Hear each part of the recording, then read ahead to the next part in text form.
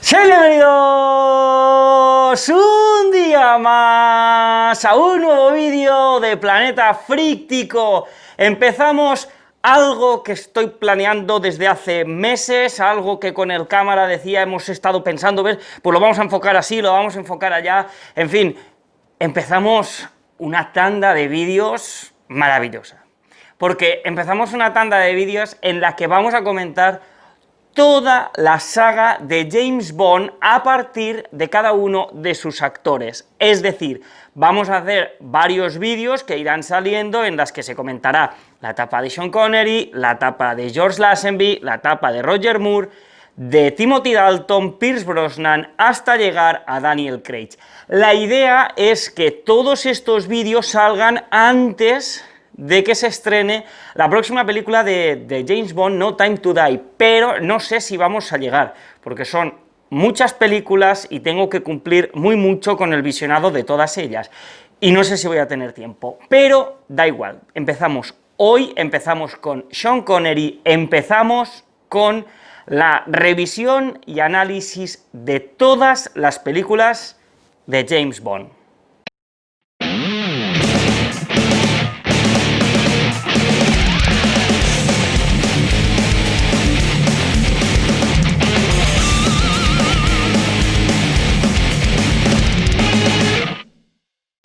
Vamos a ir por orden, desde la primera película hasta la última, y pues bueno, el título evidentemente os lo diré, es posible que salga el año, pero en el cuadradito que os saldrá aquí al lado sale el título, el año, el director, la duración, el presupuesto y la recaudación, porque seguramente en alguna película se me va a olvidar. Os contaré una pequeña sinopsis de lo que es la película y a partir de ahí, pues cosas que he encontrado. Pues que si lleva el coche tal, que lleva el reloj tal, cosas que van apareciendo y sobre todo ver la evolución desde que empezamos en el año 62 con Doctor No hasta que llegamos al 71 con Diamantes para la Eternidad, que es la etapa que ocupa a Sean Connery. Y bien, pues como digo, empezamos en el año 1962 con la película James Bond contra el Doctor No. Una película que da la sensación que fue en plan, venga, a la aventura, básicamente porque vemos que no tiene las cosas habituales en Bond. Por ejemplo, normalmente salen los círculos, sale James Bond, dispara mientras suena lo que podríamos decir la banda sonora original, el tema principal de Bond, esos círculos desaparecen, tenemos una escena que digamos que nos pone un poco en contexto y cuando termina esa escena va la canción principal. Pues aquí no, aquí directamente, justo después de la canción principal de James Bond, ya viene la primera canción de la banda sonora, que es contra el Doctor No, sin escena previa. ¿De qué va la película? Pues la película va de que hay agentes del gobierno que están desapareciendo, y lo que hace el servicio secreto británico es mandar a su mejor espía, a James Bond.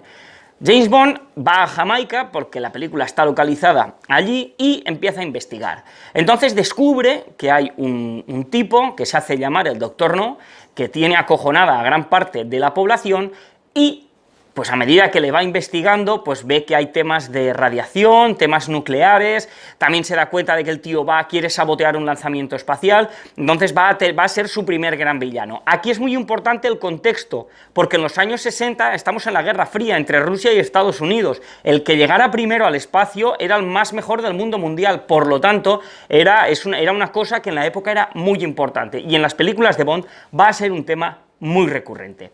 Eso es lo que es la sinopsis oficial. Ahora lo que vamos a hacer es, pues bueno, comentar algunas de las cosas de la película que llaman la atención. Pues hay que empezar por lo que es la intro, la canción principal, es súper sesentera, y además es muy curioso porque esa canción, a mitad de canción, es como un cambio de ritmo que encaja con el tema principal de James Bond, que queda genial. Es una de las canciones más míticas de Bond, pero igual que sucede en muchas de las cosas que pasan en esta película, es muy mítico porque es el primero, es decir, es la primera canción, igual que veremos el primer coche, la primera pistola, entonces todo eso es especial porque son los primeros. Lo más importante, bajo mi punto de vista, de esta película, ¿no?, es la primera escena en la que vemos a James Bond en un club jugando a las cartas, porque a James Bond le encanta jugar a las cartas, y pues bueno, vemos que primero sale su pitillera, y cuando empieza a hablar, suena de fondo el tema principal de James Bond, y queda maravillosamente bien. Un Sean Connery que tenía 32 años cuando rodó esta película. Hay que decir que lo que se intentó en esta película fue adaptar en la medida de lo posible el personaje de las novelas, pero ya se le empezó a dar un toque cinematográfico. Entonces hay que entender que James Bond a día de hoy es más un producto cinematográfico que no un producto narrativo. Se basó en las novelas, pero se le dio una identidad propia. A partir de ahí, pues en esta película vamos a encontrar pues cosas muy básicas. De hecho, vamos a ver al principio cómo James Bond ya no solo es un bebedor y fumador empedernido, pero no en plan en plan de bar, no, sino evidentemente muy elegante. Vemos también el filtreo que tiene con las mujeres, es un Casanova. Nosotros aquí no vamos a empezar a destacar todos los filtreos que tienen las películas porque no acabaríamos nunca, pero hay que entender que se le dio como un mito masculino, ¿no?, en la época, que a día de hoy ha ido, pues bueno, evolucionando. A partir de ahí vemos que, por ejemplo, vemos al gran jefe de Bond, que es M, interpretado por Brendan Lee, y este M, por ejemplo, en esta primera película explica lo que significa el 00, que significa licencia para matar. Por ejemplo, en esta película James Bond no lleva una Walther PPK, lleva otra pistola, hasta que le dice, no, tú a partir de ahora vas a utilizar esta pistola, y él dice, pero a mí me gusta la otra. Da igual, tu jefe te dice que tienes que utilizar la Walther PPK y tú la utilizas, y a partir de ahí la vamos a tener en todas las películas. ¿Qué más vemos aquí como icónico y original del personaje? Pues bueno, vemos el martini seco con vodka mezclado, no agitado. Vemos que James Bond a la hora de beber pues también pide cosas, vamos a decir, elegantes, cosas sofisticadas, cosas, pues bueno, para unas pequeñas minorías. Y la película se va desarrollando en torno a lo que es, pues bueno, la época. Por ejemplo, vemos la casa de James Bond. No será la única vez que la veremos en toda la saga, pero es curioso porque si piensas en la casa de James Bond, normalmente o piensas en un hotel o piensas en la mansión de Daniel Craig. Entonces, al ser la primera película, pues tiene una serie de cosas que la hacen icónica porque es la primera. Del mismo modo que también vamos a tener un personaje recurrente en las películas de Bond, que es el agente de la CIA Felix Leiter, que aparecerá aquí y aparecerá, pues bueno, hasta la época de Daniel Craig, simplemente que irá cambiando el actor que lo interpreta. Es muy interesante porque en las películas de Sean Connery es muy importante. Vamos a tener una persecución en coche, evidentemente una persecución donde lo que vemos es un primer plano de Sean Connery mientras conduce, no tiene nada que ver con una persecución que podamos tener en años posteriores, especialmente con Roger Moore, con Timothy Dalton, con Brosnan o con Craig, sino que esto es pues una película en ese sentido más clásica. Y aquí lo que sí que hay que destacar, una escena mítica que se ha intentado recrear en infinidad de películas en el cine, es la aparición de Úrsula Andress, cuando ella sale en la isla del Dr. No, cuando ella sale de la isla porque está buscando conchas. Es maravilloso y de hecho forma parte de la historia del cine. Luego Halle Berry intentó hacer lo mismo y bajo mi punto de vista pues no tiene nada que ver la una con la otra. Entonces, como digo, esta película sienta las bases. Hasta el minuto 1, o sea, hasta la hora 1:24 de 1:56 que dura la película, no sale el Dr. No, interpretado por Joseph Wiseman, que la verdad es que le da un toque bestial. Además vemos como que hay todo el Dr. No y sus secuaces son asiáticos, ¿no? Entonces ya son los primeros, como los primeros villanos. Y es muy importante, el Dr. No en esta película explica lo que es Spectra y explica lo que significan las siglas, que quiere decir Sociedad Permanente Ejecutiva de Contraespionaje, Terrorismo, Rebelión y Aniquilamiento. Eso es lo que significa Spectra, que en las películas modernas lo tenemos como Spectre, pero en la época se traducía así. Otra cosa importante son los formalismos, que lo voy a comentar más veces, que tiene James Bond con los villanos. Por ejemplo, hay un momento que hablan del Dom Perignon, que a James Bond le gusta el Dom Perignon del 53, aunque veremos que va cambiando a lo largo de las películas, pero los diálogos que tiene son interesantes. Aquí todavía no tiene un humor ácido, no es ese James Bond que a lo mejor mata a alguien y le dice, estabas de muerte. Todavía no tiene ese estilo, pero se empieza a ver. Por supuesto, Sean Connery lo que le da es peso al personaje, le da originalidad. Para terminar, en cuanto a esta película, un desenlace bastante fácil y es una lástima que el Dr. No aparezca más. Y nos vamos al año 1963 con la película Desde Rusia con Amor. Un año más tarde de James Bond contra el Dr. No, la saga continúa con una película que no es de las mejores, pero que como continuación de James Bond contra el Dr. No está súper bien, sobre todo para entender a James Bond y para entender a Spectra. La trama aquí es que Spectra le tiende una trampa al servicio secreto británico diciendo que puede conseguir una máquina descifradora rusa. Digamos que quieren crear una guerra en el mundo, lanzan un órdago para que el servicio secreto británico pique, que evidentemente sabe que es una trampa, y entonces se desarrolla todo el conflicto. Hay que decir que la película se llama Desde Rusia con Amor, pero está localizada en Turquía. Entonces, en fin, simplemente pues es eso, que la zona de la URSS también estaba en la zona turca, y entonces por eso se llama así. Es interesante que la película en la primera parte se desarrolla en Turquía, podemos ver muchos de los aspectos de su cultura, y luego al final vemos cómo James Bond toma un tren desde Turquía hasta Trieste, hasta Italia, y ahí se desarrollan muchas cosas. La intro aquí es normal, es en blanco y negro, luego ya tenemos una escena que nos pone en situación, y luego ya tenemos la canción principal, que por cierto es instrumental, porque la canción original de From Russia with Love suena al final a modo de outro y no suena al principio, entonces hay que contar que la canción principal es la del principio, pero aún así es una auténtica pasada. Y desde el principio vamos conociendo un poquito más la organización de Spectra. Vemos que hay una partida de ajedrez, y a través de un posavasos, un camarero le pasa un mensaje a uno de los dos duelistas de ajedrez, y le dice que Spectra lo necesita, y lo necesita ya. Ya tenemos un toque más espía, ya vemos una película un poquito diferente. Por ejemplo, vemos a la coronel rusa que forma parte de Spectra cuando coge el puño americano y le pega un puñetazo al sicario. Vemos que la película ya tiene otro toque. Es importante que aquí ya aparece Q, no de un modo todavía en el que la sección Q es súper importante en las películas, simplemente aparece, le enseña dentro del despacho de M a Bond un maletín y le dice que funciona así, funciona así. Vemos que la película, como digo, tiene pues ya un poquito más de espionaje, hay contraseñas, vemos dobles agentes, agentes infiltrados, etcétera.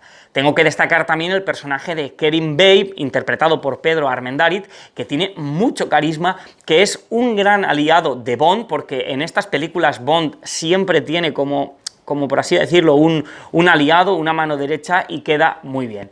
En el tren, enfrentamiento bestial con Grant, y la persecución con el helicóptero es maravilloso. Aquí es que en esa persecución en helicóptero, cuando saltan del tren, es cuando ya vemos que la productora pone toda la carne en el asador y está dispuesta a dar mucho para que Bond vaya para adelante. A destacar también el de Spectra, pues vemos no le vemos la cara, pero vemos al gran villano, ¿no?, al número uno, porque en la organización Spectra se organizan por números. Vemos a número uno, que es el típico villano que tiene un gato blanco que lo va acariciando, y que cuando una persona de su organización falla, muere.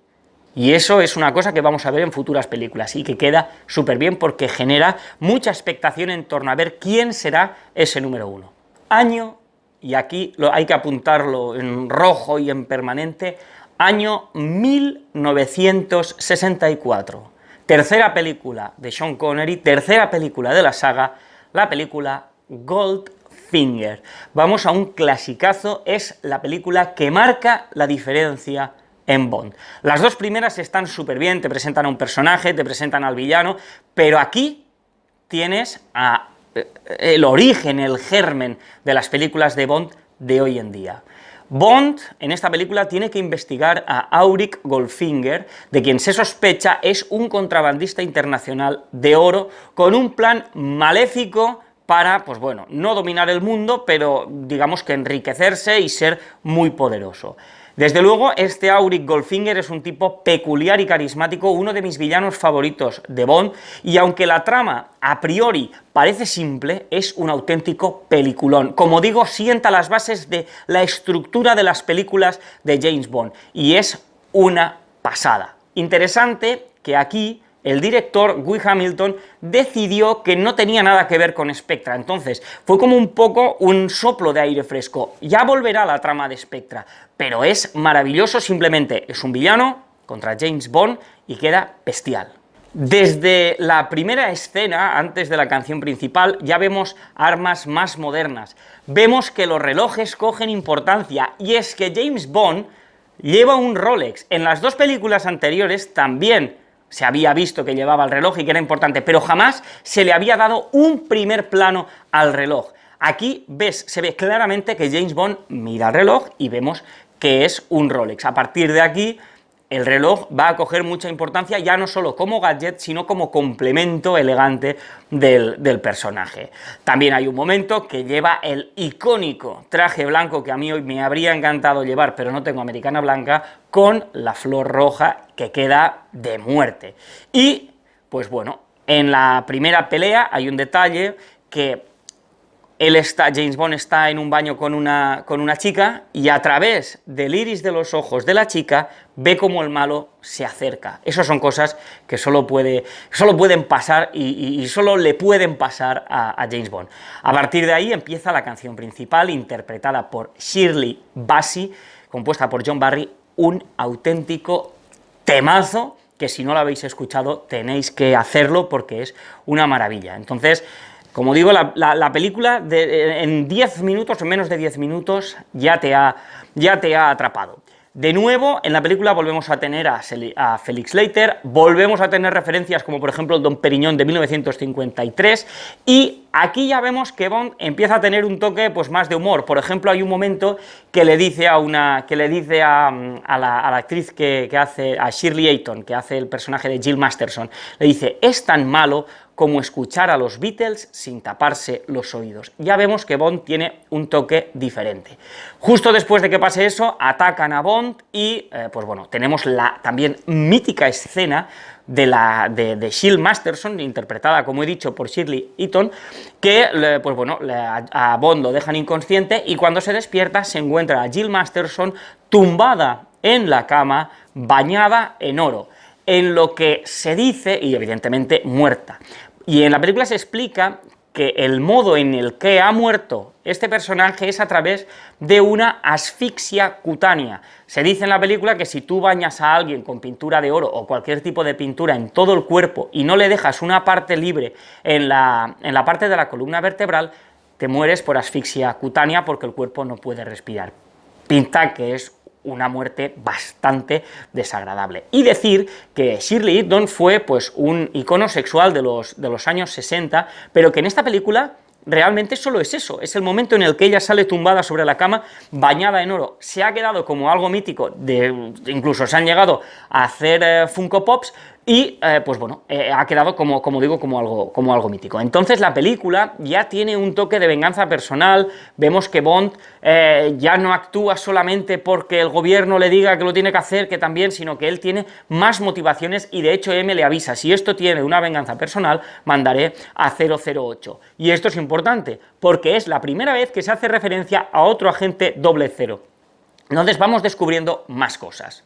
He dicho que Goldfinger supone un antes y un después, y es que, entre otras muchas cosas, también es porque a la sección Q se le da la importancia que merece. Vemos a un Q muy serio, pero vemos que James Bond ya no tiene solo un maletín o una Walter PPK, no, aquí tiene muchas cosas, empezando por una cosa importantísima en James Bond: el coche. James Bond pregunta por su Bentley, porque es el coche que llevaba. Sin embargo, le dicen que a partir de ahora no, que a partir de ahora va a llevar un Aston Martin DB5, el coche mítico de Bond. Es la primera vez que vemos un coche, vamos a decir entre comillas, oficial de Bond, y es la primera vez que Q le dice: por favor, devuelva el equipo intacto. Y esto va a ser una cosa que se va a ir repitiendo a lo largo de las películas, y ya será, vamos a decir entre comillas, un chiste recurrente. Esta película tiene varias localizaciones: Miami, Londres, Ginebra, Kentucky, y vamos a ver que aquí sí es muy importante, pues ya no solo el ingenio de Bond, sino, por ejemplo, los gadgets del coche, porque ya no solo es que se enfrente a Auric Goldfinger, sino que también va a aparecer un villano mítico como es Oddjob, que es el villano que lleva era un luchador coreano, que tenía en la parte del sombrero, en la parte que no es la copa, así de visera, tiene como una especie de cuchillo, entonces él lo lanza y puede llegar a cortar cabezas de estatua.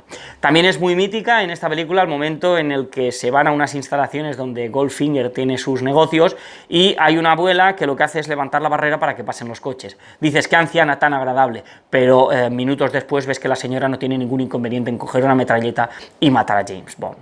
No es hasta el final que Goldfinger, que por cierto no he dicho que está interpretado por Jet Frobe, saca su carisma. Es decir, Goldfinger me gusta más al final que al principio, porque ya se le ve ese toque, ya se le ve más. Al principio es como que dices, no está bien de la cabeza, pero en plan que dices, este tío no puede ser inteligente, ¿no? Y no es hasta el final que saca el carisma, que saca el potencial y dices, ¡qué maravilla! En la película, también en la pelea final contra Oddjob, se demuestra que en James Bond más vale maña que fuerza, porque la manera en la que acaba con él es bestial, porque se le da una somanta de palos y no le hace nada. Y luego ves que Oddjob le da 2 tortazos y le deja cao. Entonces, Bond tiene que utilizar su cabeza y no su fuerza, y queda bastante bien. Al igual que ha pasado con otras películas, un final fácil, aunque el detalle es el que en el momento en el que tienen que desconectar la bomba, el contador se queda a 007. Nos vamos al año 65, nos vamos a una de las mejores películas de la etapa de Connery y de las mejores películas de Bond, Operación Trueno, la película que consiguió más recaudación dentro de las películas de Bond, con unos 205 millones de dólares, que eso es una auténtica barbaridad. Pero es que, claro, tras Goldfinger el listón estaba muy alto, y entonces es cuando llega Thunderbolt, u Operación Trueno, llamadla como queráis, en la que, como digo, tenemos una de las películas más míticas, más exitosas de la saga, que de hecho ganó el Oscar a mejores efectos visuales. ¿En qué consiste esta película? Pues bueno, lo primero que hay que decir es que esta película sí que se basa mucho más en lo que es el libro que lleva el mismo nombre, y pues vuelve de nuevo a la lucha de Bond contra Spectre. Bond, al principio, en lo que es la escena antes de la canción principal, pues bueno, vemos que está persiguiendo a miembros de Spectre, queda como herido, se va a una clínica donde se tiene que recuperar, y allí coincide con casualmente otros agentes de Spectre. Estos agentes de Spectre, en una macrooperación, consiguen robar 2 bombas atómicas que lo que pretenden es poner en jaque a los Estados Unidos, al Imperio Británico y a todo el mundo. A partir de ahí, James Bond tiene una misión a contrarreloj para salvar el mundo. Ya vemos que es una cosa mucho más potente, ya vemos que es una película totalmente diferente, no tiene el estilo de Goldfinger, aunque, como he dicho, Goldfinger sienta las bases. Digamos que Operación Trueno ya la puedes comparar, por ejemplo, con cualquiera de las películas modernas de James Bond. La intro, aquí es interesante, el momento en el que él va caminando en los círculos y dispara es en color, y la primera pelea ya es trepidante, aunque hay que decir que hay efectos especiales muy curiosos, como por ejemplo el momento en el que James Bond empuja una silla con el pie y la silla hace esto. No va dando trompicones ni se cae, no, como si estuviera en una cinta mecánica, la silla va directa. Entonces son unos efectos especiales muy molones. De nuevo volvemos a tener el DB5, se le vuelve a dar importancia al coche y a los gadgets del coche, y tenemos también una de las mejores canciones principales de lo que es la saga, interpretada por el grandioso Tom Jones. Como he dicho, Spectre ha puesto en jaque a todo el mundo, y por primera vez en la historia o en las películas de James Bond, lo que se hacen es que se junta en una misma sala a los 9 agentes 00, y es la primera vez que descubrimos que hay 9 agentes 00. Ya le vemos un poquito más al número 1 de Spectre, siguen jugando con quién será, le vemos las manos y el cuerpo, y vemos que, bueno, Spectre es una organización potente. De nuevo, si alguien engaña a Spectre o hace algo malo o se salta la cadena de mando, muere, y se ve el poder de número 1. A partir de ahí también vemos cómo, en este caso, es número 2 el gran villano de la peli. Aquí sí que voy a destacar un momento del principio, que hay un momento de filtreo entre James Bond y Dominó, que es que, pues bueno, están en Bahamas, y pues bueno, están pues viendo los arrecifes de coral, él por su lado y ella por el suyo, y de repente, casualidades de la vida, a ella se le atasca un pie en un arrecife de coral y Bond muy gentilmente la ayuda. Todo esto sin bombona de oxígeno ni nada, es decir, son esas cosas que solo pueden pasar en Bond. Como detalle, vuelve a salir Félix de la CIA, también es cierto que cuanto más se acercan a Estados Unidos es lógico que esté la CIA por allí bambando. Bond en esta película no lleva un Rolex, lleva un Breitling, y pues bueno, aquí sí que ya vemos también un Bond que vuelve o que empieza a tener ese humor ácido que ya tenía en Goldfinger, ese humor normal, por ejemplo, pues bueno, los formalismos que tiene con los males, con los villanos, ¿no? Hola, tengo mucho gusto en conocerle, hay un momento que le están persiguiendo y se mete dentro de un club de baile y entonces baila con una mujer que forma parte de número 2 y de Spectre, están bailando, le lanzan un puñal a Bond y él se protege con ella, entonces claro, la chica muere, y para no, entre comillas, levantar sospechas, se acerca muy gustoso, muy gentilmente a una mesa y les dice: ¿les importa que mi pareja se sienta aquí con ustedes? Está que se muere. Ya vemos que van a seguir por la línea del humor ácido, ya vemos que van a seguir por la línea de que Bond, pues es como que tiene controlada toda la situación y queda muy bien. Otras referencias importantes, pues bueno, que vuelve a salir el Dom Perignon, en este caso del año 55, se hace referencia también a que James duerme con una pistola bajo de la almohada y sale también un carnaval. ¿Por qué destaco lo del carnaval? Porque es un recurso que se utiliza de forma bastante sistemática en las películas de Bond, que pasa algo en un ritual, pues rollo eso, un carnaval, un funeral en la calle, veremos que son cosas que se van repitiendo, no sé si es porque generan terror o para mostrar la idiosincrasia de un lugar. Hay que decir que hay el número 2 de Spectra, es un amante de los tiburones, tiene tiburones raros, evidentemente en el momento en el que ves el primer tiburón sabes que James Bond va a acabar dentro de la piscina de los tiburones, y aquí tengo que decir que Q le da como una especie de respirador con oxígeno que es exactamente igual que el que lleva Qui-Gon Jinn en la amenaza fantasma. A partir de ahí, lo más destacable de la película yo creo que es la batalla final, la batalla que es dentro del agua, entre las fuerzas de Spectra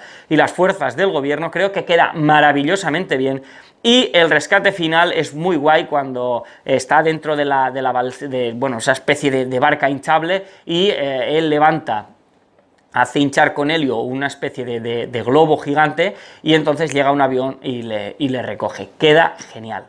Año 1967, solo se vive dos veces. De nuevo, Sean Connery interpretando al papel, de momento se sigue viendo un Sean Connery pletórico en una nueva película en la que alguien, que por supuesto sabemos que es Spectra, está secuestrando naves espaciales, tanto americanas como rusas, para desatar una guerra entre ambas potencias. Y Bond, por supuesto, tiene que impedirlo, y en este caso lo va a impedir desde Japón. De nuevo el concepto de la guerra espacial, de nuevo los rusos, de nuevo los americanos y el imperio británico en medio salvando el mundo. Ya son topicazos, pero es que si no, no se entendería James Bond. Aquí ya participa United Artists, por primera vez vemos que ya aparece su logotipo en la peli al principio, y la intro vuelve a ser en blanco y negro. Como digo, pues bueno, vamos al espacio, se planta la semilla contra los rusos, también contra los americanos.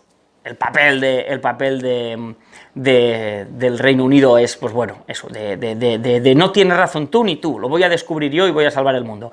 Vemos que los efectos especiales todavía son un poquito de aquellas maneras, pero hay que entender el contexto. Por ejemplo, el momento en el que el astronauta se pierde por el espacio me hace mucha gracia, pero bueno, en la época estaba muy bien. Y aquí la localización va a ser Japón.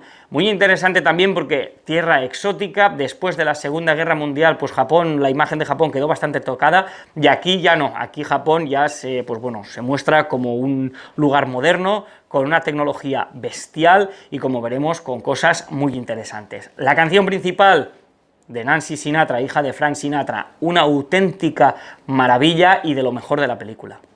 En esta película el rollo del espionaje ya se ve desde el principio, se ve, por ejemplo, cuando fingen la muerte de Bond, cuando le dan las órdenes en papel y él lo quema. Hay un miedo tremendo a la Tercera Guerra Mundial y sabemos que estamos en mitad de la Guerra Fría y, pues bueno, como digo, nos vamos a Japón, vemos a un Bond pues en la misma línea de las otras películas, que sigue pidiendo el martini seco batido no agitado, pues bueno.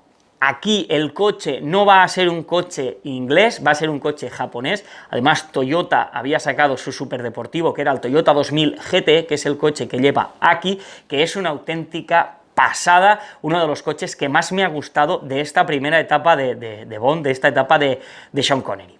Hay un momento que van con el coche, les está persiguiendo un helicóptero y un helicóptero no, les está persiguiendo otro coche y el aliado de Bond, que es Tigre, manda un helicóptero con un imán gigante que lo que hace es coger el coche que está persiguiendo a Bond y lanzarlo al agua. Maravilloso, y las primeras referencias a esa tecnología japonesa. Una cosa interesante que no he comentado de todas las películas anteriores y de esta es que Bond lo toca absolutamente todo. El tema de las huellas dactilares todavía no está explotado, entonces es como que no hay ese problema. Entonces Bond puede coger, puede tocar, puede remover, que no pasará absolutamente nada. Referencias aquí al Dom Perignon del año 59, y pues bueno, hay muchas escenas de acción, por ejemplo la escena del muelle, en la que pues muchos japoneses van a por James pues bueno, evidentemente a capturarlo o a matarlo, aunque tengo que decir que James Bond se pone a repartir tiros, pero no se ve sangre en ningún momento, y esto es una cosa muy curiosa porque hay un momento que hay un japonés que está bajando por unas escaleras, James Bond le pega un tiro, ves claramente que le tiene que salir sangre, y ahí no sale nada más que hace así, y se cae, pero nada más. En cuanto a Q, pues Q aquí se supera con la pequeña Nelly, ¿no? Ese helicóptero de juguete que te puedes montar tú y puedes surcar los cielos, y si eres James Bond además vas a acabar con los malos. La persecución aérea sobre los volcanes es bestial, con la canción principal o la canción original de James Bond de fondo, que hace que sea bestial también. Lo mejor de la peli, la música en esta película es súper importante. Vemos que no se hace un ataque a los rusos como todo el mundo piensa, sino que en las películas de James Bond simplemente se siembra la semilla de la sospecha ante unos y ante otros, porque el Imperio Británico es lo que tiene que quedar bien, y aquí en esta película se ve que los rusos no son los malos a mitad de película, simplemente lo que hacen es un pequeño giro de guión. El hecho de pensar que podemos montar una base de Spectra en el interior de un volcán es maravilloso. De nuevo vamos a ver a número 1 y vemos, por ejemplo, cuando se carga o asesina a número 11, que se la comen las pirañas porque ha fallado. Es bestial. El James Bond, hay un momento además que caracterizan a James Bond como si fuera japonés, porque tienen que hacer que sea japonés, tal, le ponen el pelo, los ojos, las cejas, que en fin, es gracioso. A mí personalmente me sacó de la película, aunque lo entiendo que se hiciera esa escena porque James Bond ya era un producto para todo el mundo. Lo más destacable de esta película es que tenemos el primer cara a cara entre James Bond y el número 1 de Spectra, que es Ernest Strabo Blofeld, que en esta película está interpretado por Donald Pleasence, que ya veremos que irá cambiando, pero nosotros le vemos la cara también, y entonces es como que queda el misterio resuelto. Después de esta película viene James Bond al servicio de su majestad, y hay un cambio de actor, se pasa de Sean Connery a George Lazenby. Yo no voy a comentar la película al servicio de su majestad de George Lazenby, porque esa película la dejamos para la semana que viene, porque es otro actor diferente, pero digamos que lo que querían hacer era darle otro aire a Bond. Entonces, no es hasta el año 71 que vuelve Sean Connery con Diamantes para la Eternidad. Año 71, como digo, después del pequeño periplo de George Lazenby con una sola película, que de hecho el propio George Lazenby, como contaré la semana que viene, a mitad película ya dijo que no iba a interpretar nunca más a Bond, pues bueno, desde las diferentes productoras lo que dicen es, pues bueno, vamos a buscar otro Bond, pero United Artists quería que volviera Sean Connery, porque era el James Bond que todo el mundo quería al James Bond, pues bueno, exitoso, al James Bond de Goldfinger, y de hecho es importante esta película con respecto a Diamantes por la Eternidad, porque de hecho vuelve Guy Hamilton como director, y veremos que la trama tiene muchas similitudes. A Sean Connery para la época se le pagó un pastizal, y bueno, ahora veremos exactamente cuál es el análisis de una película que, como digo, tiene mucho que ver con Goldfinger. En este caso no trata sobre el oro, sino que trata sobre los diamantes. Y el guión aprovecha toda la trama de Spectra, así que lo que hace Diamantes para la Eternidad es mezclar el tema del contrabando de diamantes y la trama de Spectra, y la dominación del mundo a través de las armas nucleares. A priori es una trama sencillita, y sí que es verdad que es una película que es bastante diferente. Ya vemos a un Sean Connery que está mayor, de hecho dijo que después de esta película no iba a interpretar nunca más a Bond. Falso, porque luego lo que hizo fue hacer Nunca digas nunca jamás, una película que no es oficial del todo de James Bond y que nosotros no comentaremos aquí, sino que comentaremos en un vídeo aparte, pero pues bueno, es una película que ya tiene otro toque diferente y que claramente marca el declive de Sean Connery como James Bond. Vuelve a aparecer Blofeld, vuelve a aparecer el número 1 de Spectra, que después de Solo se vive dos veces consigue salvarse, pero vemos que el actor ya no es el mismo. De hecho, el actor que hace de Blofeld en Solo se vive dos veces interpreta a un aliado de Bond. Entonces esto es como una especie de fallo de récord. Eso sí, tengo que decir que el actor de doblaje de Blofeld es el gran Constantino Romero, que, os avanzo también, va a ser el actor de doblaje de Roger Moore. Y cuando lo descubrí me quedé loco, me encantó. La canción principal es de Shirley Bassey, otra vez, y no será la última vez que la veamos, una canción bastante interesante, y desde el principio ya vemos que tenemos a Blofeld por un lado, aunque en teoría está muerto, luego utilizarán todo el tema de la clonación, bueno, no es clonación, sino que es maquillaje y cirugía a lo bestia, pero bueno, es como que Blofeld se va haciendo clones de sí mismo, y vemos también a una dupla de lunáticos que desde el principio da bastante miedo. Aquí las localizaciones van a ser Holanda, Los Ángeles, Nevada.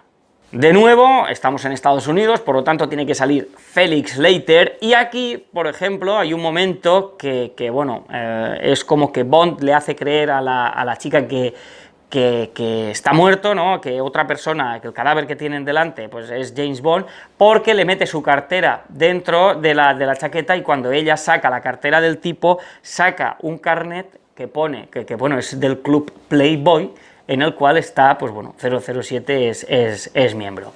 Tiene escenas top, como por ejemplo la escena en el horno crematorio, que es muy bestia, vuelve a salir el traje blanco, como digo, todo esto son referencias a Goldfinger, y vemos a un Bond más veterano, más maduro, más inteligente, podríamos decir, más sutil. Sin embargo, ¿qué es lo que no me gusta de esta película? Pues bueno, que por ejemplo en las persecuciones como la del desierto hay explosiones o caídas que no tienen ningún tipo de sentido. El momento en el que le está persiguiendo la policía es de noche y el policía que lleva el coche lleva gafas de sol. No tiene ningún tipo de sentido, hay cosas que no, es como que son explosiones porque sí, acción porque sí, y de hecho hay un momento que vemos que la chica Bond de la película, que ahora no me acuerdo cómo se llama, pues casualmente están pegando tiros, bombas y disparos, pero ella va en bikini. Entonces son cosas que son demasiado forzadas. De hecho, los dos lunáticos del principio, que son secuaces de Blofeld, que dices, están piradísimos, estos la van a liar muy parda, vemos que poco a poco se van deshinchando de la trama, y el final que tienen es muy poco digno. Para mí, Diamantes para la Eternidad, la peor película de Sean Connery como James Bond. Bueno, y esto ha sido el repaso de todas las películas de James Bond interpretadas por Sean Connery. Seguro que nos hemos dejado mil curiosidades, mil cosas, pero es que podríamos estar una eternidad hablando solo de esta etapa, pero sí que diremos que Sean Connery sienta las bases de lo que es el personaje de James Bond, un tipo elegante, un tipo inteligente, un tipo carismático, del que sinceramente pienso que fue todo un acierto que le eligieran a él para interpretar al personaje. A partir de ahí cada actor le dará su toque, pero Sean Connery siempre será recordado como el Bond clásico. No sé si deciros si el mejor o no, porque eso lo diré en el último vídeo, pero sí uno de los más importantes. Y hasta aquí el vídeo de hoy. Si te ha gustado, deja un like, suscríbete al canal si no te has suscrito todavía, y dale a la campanita para estar al loro de todo lo que hacemos. En caja de comentarios, por favor, ¿qué os ha parecido este vídeo? Porque os vamos a martillear con todas las sagas, con todas las etapas de todos los actores, y nos da igual que os guste que no, pero una crítica constructiva sí la necesitamos, porque este vídeo ha implicado mucho trabajo, mucho cariño, y estamos muy contentos de haberlo hecho. Así que vuestra opinión sincera, tanto de si os ha gustado como si no, en caja de comentarios. Nos podéis seguir en redes sociales como son Twitter e Instagram, y como siempre, nos vemos en próximos vídeos.